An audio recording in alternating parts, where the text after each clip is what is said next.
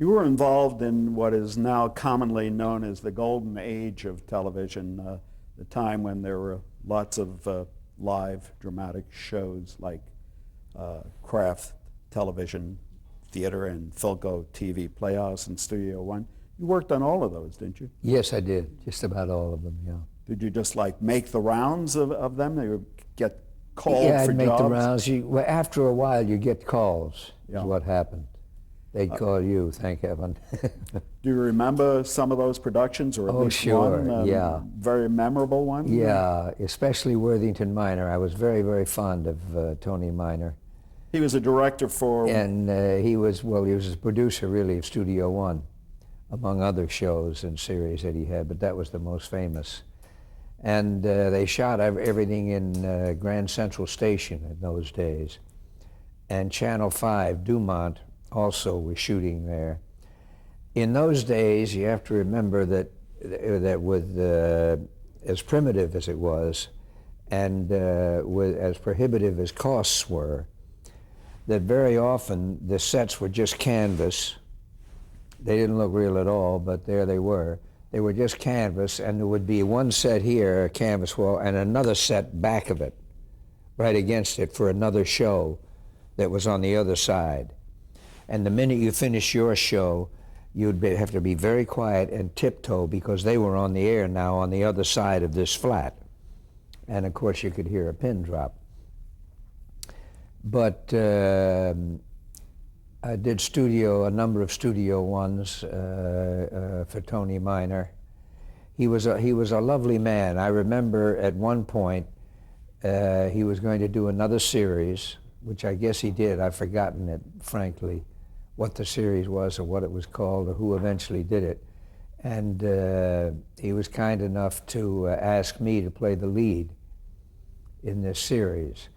The only problem being that Charlie Irving, my friend from the first series that I had at ABC, now had another series that was being done specifically for me and my first wife, Cynthia.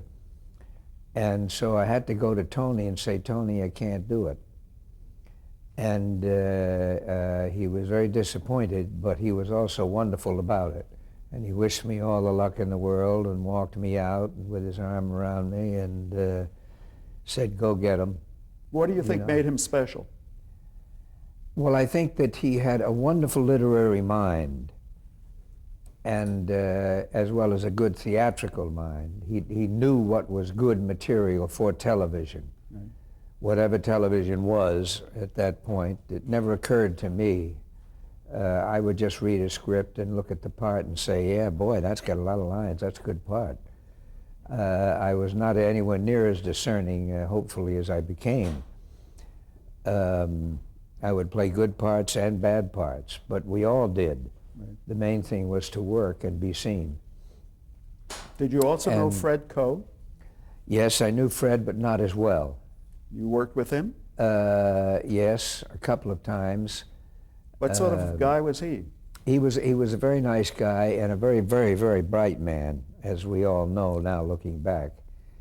And one of the most important young men in all of television in the early days, without any question. Somewhat famous for his temper.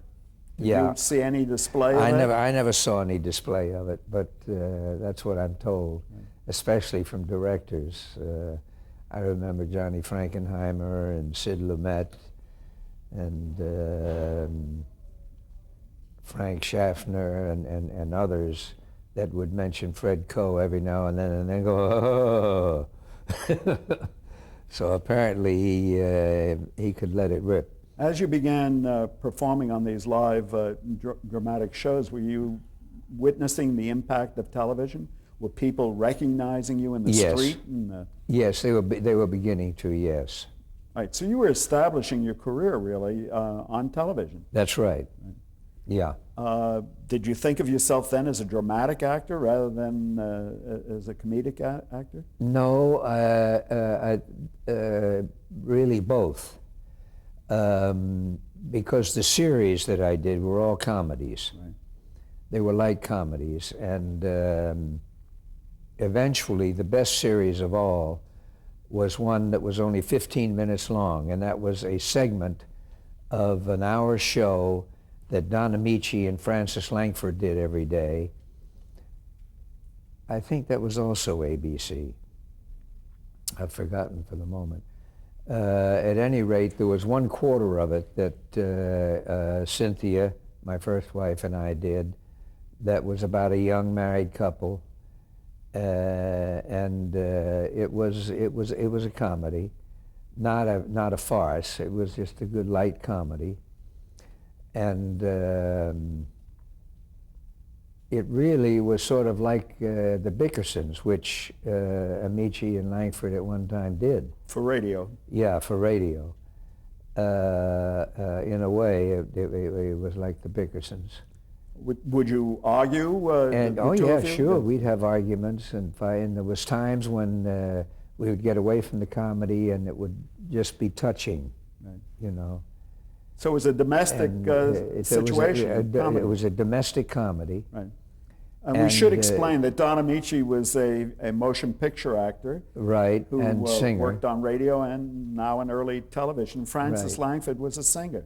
Yeah, and Don sang too also. That's true, yes. And so they would both sing on the show. Right. And interview people and chit-chat and so forth. But they were 3/4 of the show. We had one 15-minute segment of it. Did that spin off as a separate show then?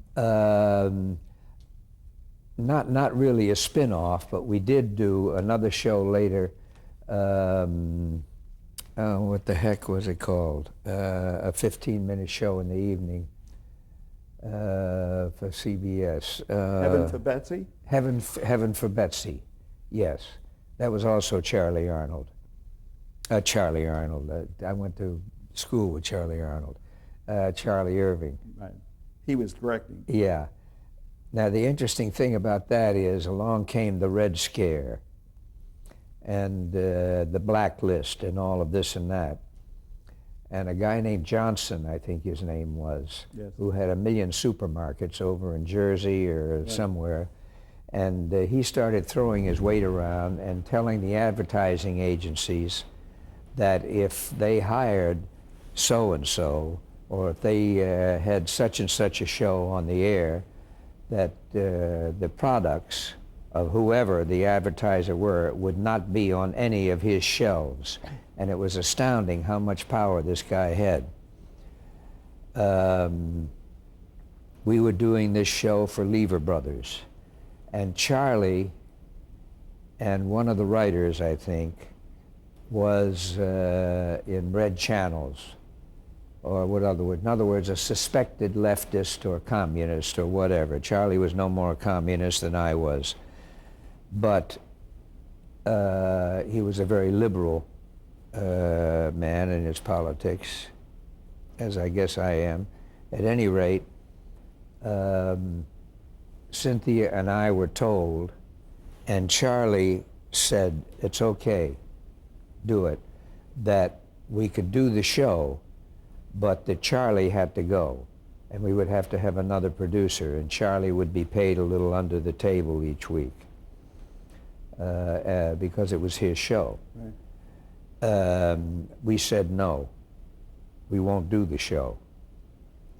Well, the long and short of it is that they defied Johnson or whatever. They did the show, and it was for Lever Brothers. Right. And you can imagine how important that would be if you took about 12 big supermarkets and said that they would not have any Lever Brother products on their shelves.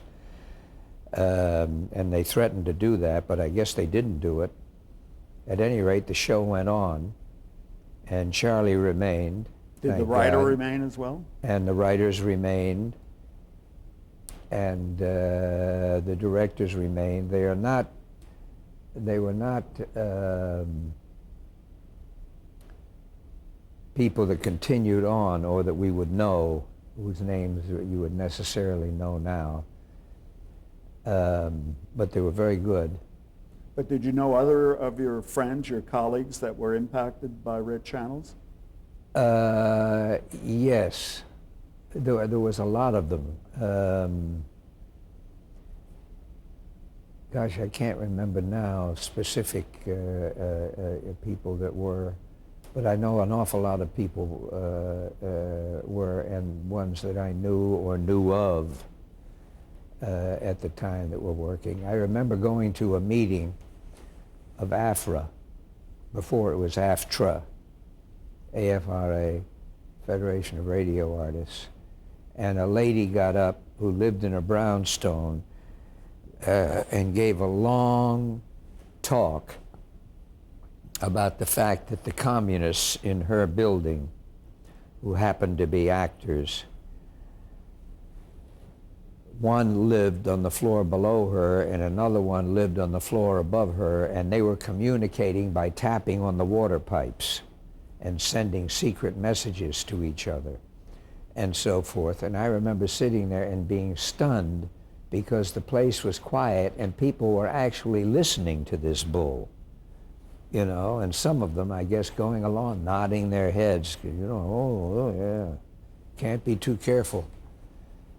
How did that all make you feel, even if you weren't personally threatened? It made me feel sick, you know, that the country would ever come to this, or that people, sections of the country could believe this. It's like the, you know, Parnell Thomas and the whole committee when it came to Hollywood.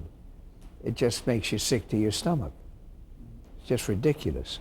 At any rate, what was it I wanted to tell you? But you went on with this. I've forgotten. Yeah, we went on. The show went on, and it passed. Oh, I know what it was. A guy who should be nameless. It doesn't matter what his name was. That I had gone to school with. Went on and ended up in the FBI. And he got a hold of me in New York and said, "Can we have lunch?" So I said, "Sure." And we had lunch, and about 5 minutes into it, he started talking about the danger of communism and acts over. He says, "Have you run across some commies? You must have." And I said, "Not that I know of." And he said, "Well, do me a favor." He says, "The minute you suspect, let alone know, that one of your fellow actors is a commie," he says, "call me." He was going to make you a fink. Yeah, I was going to be an informer. So forth. I never spoke to him again as long as I lived. But the whole thing to me was just disgusting. Incidentally, being a Harvard graduate, was that a blessing or a curse for you as you pursued your career? Well, in one instance, it was a blessing, which I'll get to. On the other hand, it's a double-edged sword, or there's two sides to the coin there, because unfortunately, when I was there was nothing in the arts, in the performing or creative arts, that I could take whether or not I was in the ROTC, that would really have been a benefit to me. It was all being in the theater and working in the drama club and everything was all extracurricular activity. Right. And the Hasty Pudding Club, those shows which I helped write and wrote the music for and acted in for a couple of years. Well, that was a terrific experience. Yeah, that was a good experience. But that was all extracurricular activity, but that's all I got out of it. What was the blessing then, the experience you got? The blessing later on was with Harry Cohen. When I finally did come to Hollywood, Harry Cohen, the legendary head of Columbia Films, who was a tyrant. Boy, he was tough. But when he found out I went to Harvard, he said, "Did you really go to Harvard?" This is after he had tried to make me change my name, and I wouldn't do it. And he said, "Lemmon?" He said, "Geez, you got to be kidding." I said, "No, I'll go back to New York, forget the contract. I don't want to change it." What did he want you to change it to? Lennon. Like the Lennon sisters? Yeah, or the Beatles, you know. Anyway, Lennon instead of Lemmon. So how did that be a blessing then with the... So he then, the minute I left the office, I found out he called Harvard to find out if it was true that I had gone there, because he wasn't sure. And from that day on, he said, "This is my Harvard boy. I want you to meet him. Wonderful, wonderful, wonderful kid. Wonderful. Got him under contract. Harvard, Harvard, Harvard." He just thought the idea that he had an actor who went to Harvard was Well, it was unusual. terrific. Yeah, there was very few, I must say. Let me, if I may, Okay. before you get to Hollywood, Sure. take you back, because we passed over it too quickly, the live dramas that you were in. What was it like preparing for a live drama? Did you have a lot of rehearsal for it? A week is the most that I ever got for anything. Right. And at times it was sufficient, at times I felt it was not sufficient. And we would be thrown things at the last minute after dress rehearsal that would scare you to death. But we did them. Right. You Do know, you what remember else, what some else could you specific do? shows that you were on? Yeah, sure. I remember working with Sid Lumet on Danger and Suspense, and there was one other one we did. I've forgotten what the name of that one was. I remember one instance with Sidney that was very funny and that I loved. He's such a stickler for realism. Right. And I was playing a young detective, a rookie detective. Bob Simon was my older brother, and he was a detective, and I was assigned with him. We were investigating a robbery in a house, and as we got to the top of a stairwell, on the stairs, the crooks were down at the bottom, and Bob was just in front of me, in front of my right leg. I can remember this vividly. And he looks down and he says, pulled his gun out, and he says, "Halt, police, don't move or I'll shoot." And with that, one of the guys turns, who has a pistol, and shoots and gets Bob right in the stomach. Bob goes, "Oh," and down. I pull my gun and shoot right past Bob before, as he's groaning and moaning before he falls down. I shoot right past him down the stairs and get the crook.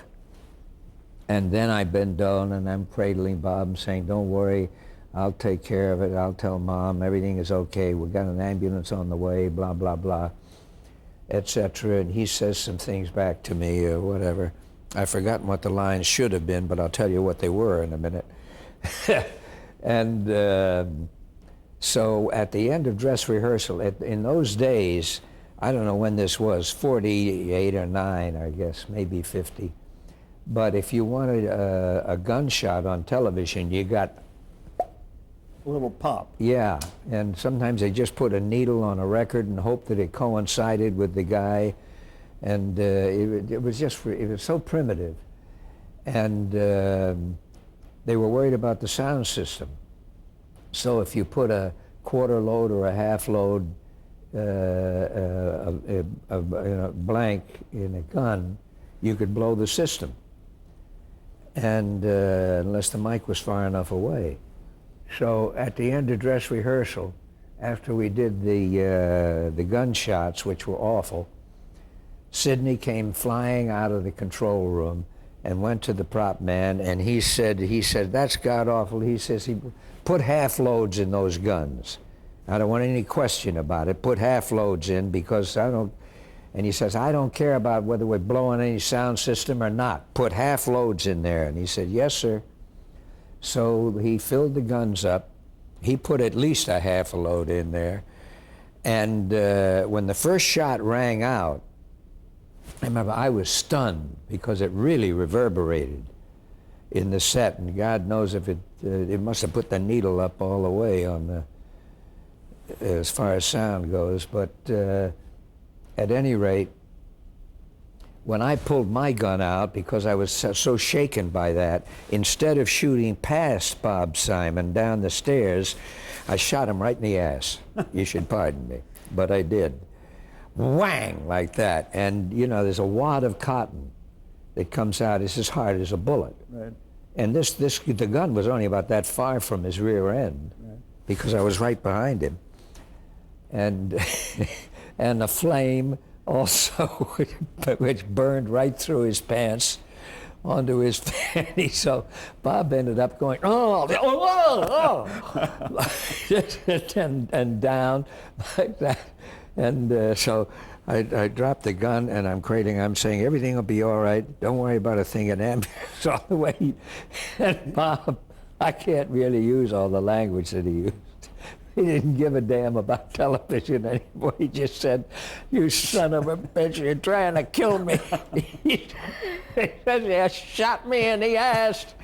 He says, is it bleeding? It's got to, yeah, it's bleeding. Oh, my God. And he would not shut up. Now, I'm trying to cover him, saying everything that comes into my mind. Well, all I can tell you is that Sid Lumet came out and he was in hysterics. He wasn't mad or anything else. He was in hysterics. And they never did show the Kinney to the rest of the country. But that did go out over the air? That went out over the air, yeah. Could you tell at that time that people like Sid Lumet was very talented and could go far in the business? Yes, absolutely. From that day on, I wanted to work with Sid again. Didn't you work with Franklin Schaffner as well? Yes, I worked with Frank. You recall what you worked with him on? Was it Shadow and Substance, I think. The Irish play. What was his strength as a? He was just a good director. He was good technically with the cameras and everything, and he was very good with the actors. I remember feeling that we got along great. John Frankenheimer, did you work with him? Yeah, but when I worked with Johnny, I only worked with him when he was an assistant. He was always tugging at my pants legs to either get off camera or the camera was coming up. You recall on what shows those were? You met Frankenheimer? No, I remember I was doing a show with Tony Quinn and Bethel Leslie, and I've forgotten what the show was. With Frank Schaffner, I remember Charlton Heston was on that. Charlton was getting $75 and I was only getting 50. I remember that. But then again, he had the lead. Do you remember a play called The Wisdom Tooth? Oh yeah, The Wisdom Tooth. Which yes. Schaffner directed. Yes, that's right. Frank did that one too. Yeah. Written by Mark Connolly. Yeah, I enjoyed that immensely. And, very much. You worked with Delbert Mann as well? And Del Mann I worked with. What the heck did I do with Del? Oh, I know. With Del I did a Ford Jubilee Theater, as they called it, which was really kind of like a special. The day Lincoln was shot.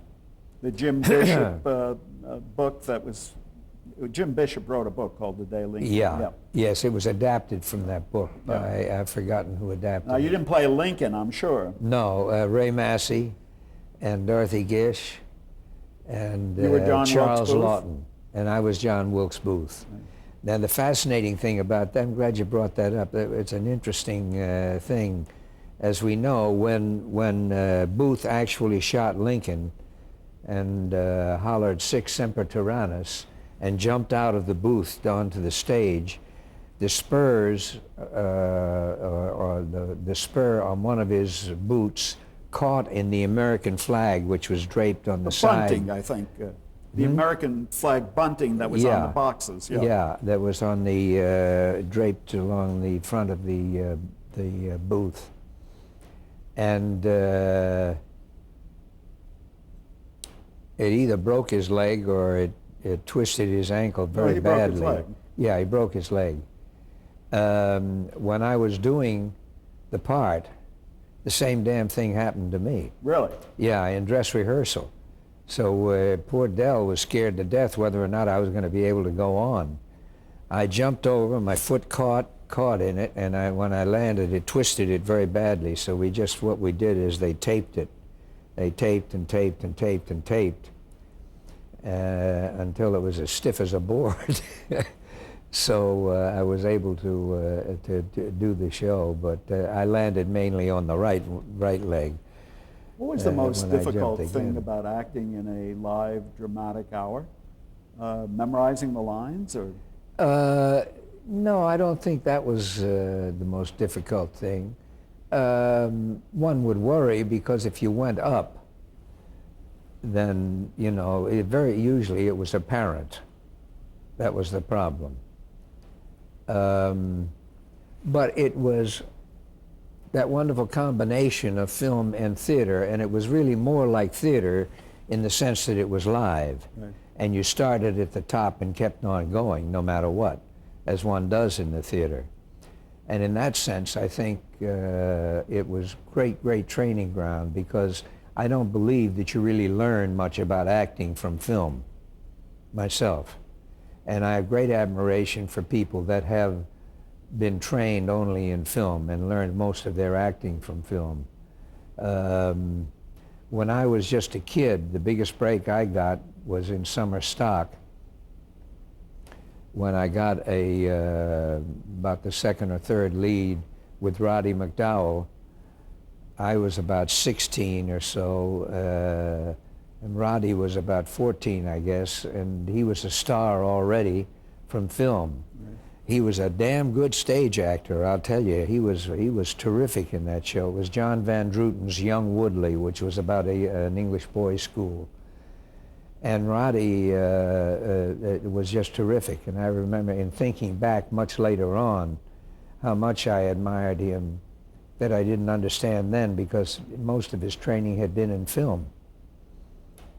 Tony Curtis learned most of what he has learned in film, and he's done some fine work when he's gotten the right parts.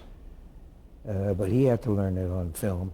So what I'm hearing from you, I think, is that you wouldn't have been as good an actor in film if you hadn't had a television beginning. Oh, I don't think there's any question. Most of what I learned came from live TV. Under fire, as a matter of fact, since you were doing live. Yeah. Yeah. Did you have any send-ups? Did you have times when you lost it in a live? Oh, sure, yeah, but not seriously. What was the worst thing that ever happened to you in live television? The worst thing that ever happened to me was on a craft show once. I did a number of them. And they were flying parts of the sets. In other words, a wall would be there, and then when the action was on the other side of the room, they would fly the wall so the cameras could then come in where that wall was and shoot you going this way, let's say, but the wall had been here. And there was a wall with a fake fireplace and all of this and that, and a mantle, and I was supposed to cross and lean on the mantle, and while the wall was there. By accident, on air, they flew the wall early. They lifted it up. So I walked over, and I was used to where I would stand and then lean on the mantle. I'm talking, and I turned, and I leaned, and there was no mantle, and down I went with a crash into what would have been a fireplace. And I've forgotten how I got out of it, but anyway, I stood up, walked over to another part of the room, because obviously, I do know that when I saw the kinescope, you could they were shooting towards that wall that wasn't there, and they shot anyway, and you could see some stagehands playing cards in the background. I'm sorry, we have to pause here for a change. Okay.